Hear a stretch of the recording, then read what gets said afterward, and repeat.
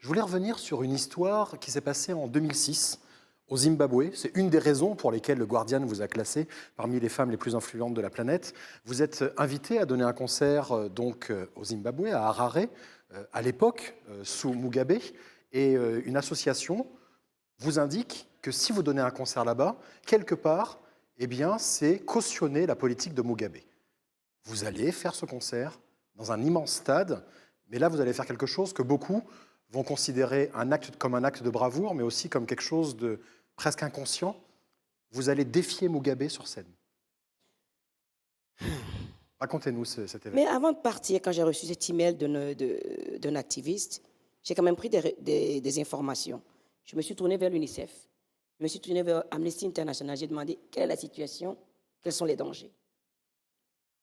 Je me suis toujours dit qu'il n'y a pas d'endroit au monde où on ne peut pas aller faire une différence tant que c'est avec la musique. On m'a dit c'est dangereux, mais tu peux y aller.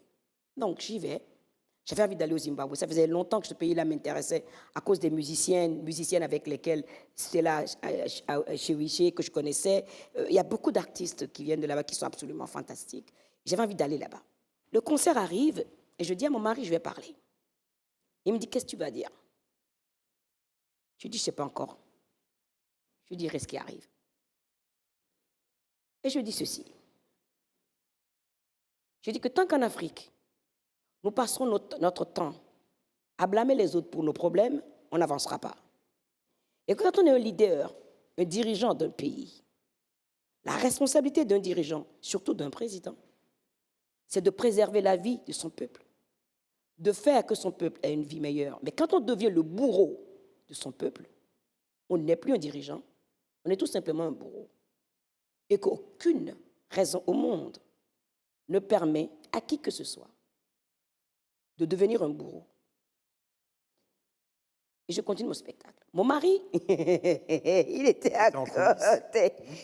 Il me regardait avec les yeux. Il disait, oh là là, on va finir en prison aujourd'hui. Mais moi, je n'avais pas peur. Le public, il y a eu un silence quand j'ai fini ça. Et tout d'un coup, tout le monde a applaudi. Et c'est juste avant ma chanson Africa, j'ai été dans le public. J'ai pris un bain de foule. Ça a été une immense émotion. Ça a été une immense émotion. Les gens me serraient dans la main. J'entendais thank you, thank you, thank you. J'étais, dans ce moment-là, j'étais le peuple zimbabwéen parce qu'il faut qu'on, nous-mêmes, Africains, on puisse avoir un minimum d'honnêteté pour dire certaines choses.